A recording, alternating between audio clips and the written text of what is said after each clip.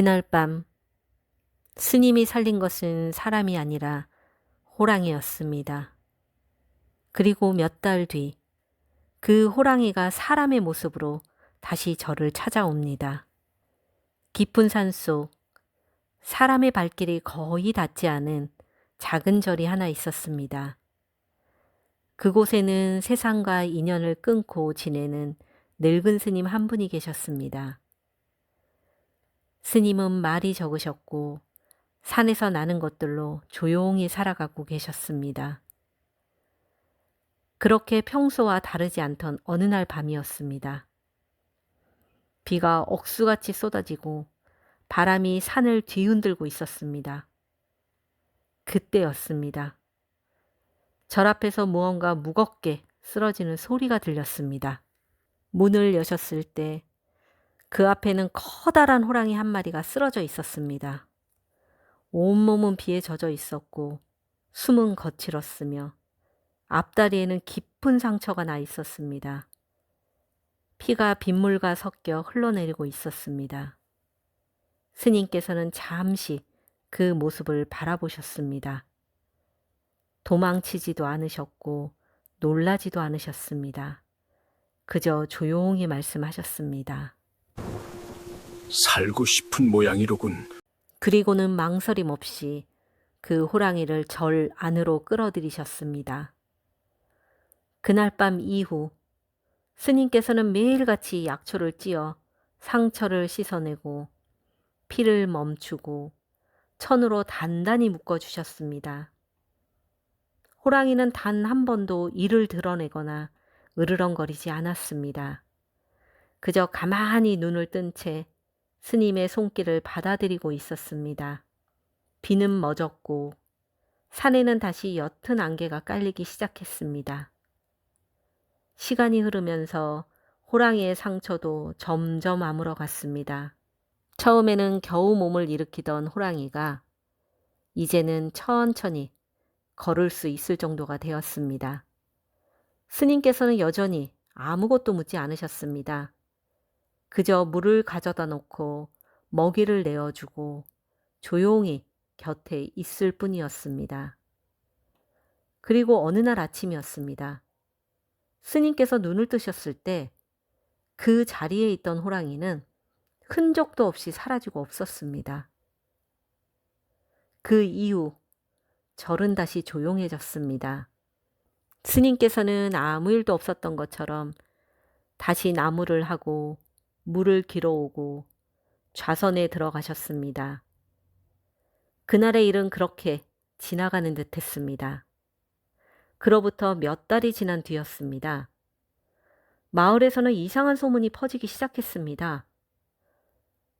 매일 밤마다 누군가 쌀을 두고 간다는 것이었습니다. 장작도 함께 놓여 있었고 그 양도 적지 않았습니다. 그런데 더 이상한 점은 그 어디에도 사람의 발자국이 보이지 않는다는 것이었습니다. 그 일은 우연이 아니었습니다. 그 쌀과 장작은 늘 가장 가난한 집, 가장 힘든 집 앞에만 놓여 있었습니다. 그 이야기는 결국 산 위 절까지 올라왔습니다. 그날 밤이었습니다. 스님께서는 평소처럼 촛불 하나를 켜두고 앉아 계셨습니다.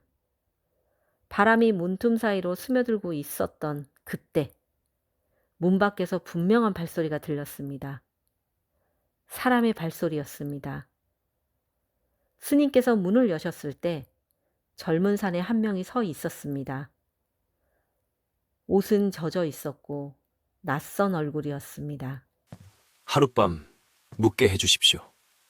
스님께서는 아무 말씀 없이 그를 들이셨습니다.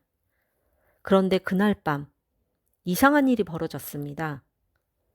산에는 잠든 듯 누워 있다가 한밤중에 조용히 몸을 일으켰습니다. 그리고 말없이 밖으로 나갔습니다. 그로부터 잠시 뒤 그는 무거운 짐을 들고 돌아왔습니다. 쌀이었습니다. 장작도 함께 들고 있었습니다. 그는 그것들을 마당에 내려놓고 아무 일도 없다는 듯 다시 자리에 누웠습니다. 그 일은 그날 하루로 끝나지 않았습니다. 그 다음 날도, 그 다음 날 밤에도 같은 일이 반복되었습니다. 그러나 스님께서는 아무것도 묻지 않으셨습니다.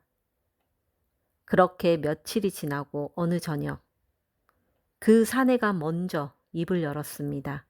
스님, 몇 달 전 비 오는 밤에 이곳에 다친 짐승이 온 적 있습니까?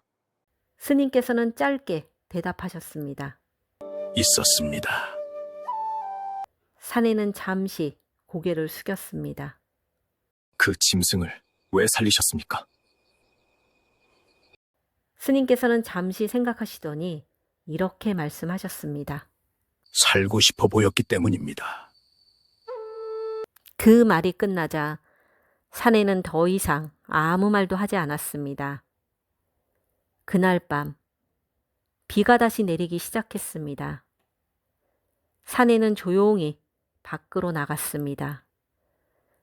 그리고 그날 이후로 다시 돌아오지 않았습니다. 다음 날 아침이 되었습니다. 마당에는 이전보다 더 많은 쌀과 장작이 쌓여 있었습니다. 그리고 문 앞에는 사람의 것이 아닌 커다란 발자국이 남아 있었습니다. 그로부터 며칠 뒤 절 앞에 호랑이 한 마리가 나타났습니다.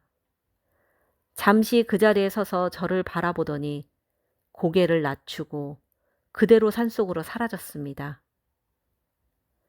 그 이후로 쌀은 더 이상 놓이지 않았고 장작도 쌓이지 않았습니다. 그리고 산은 다시 조용해졌습니다.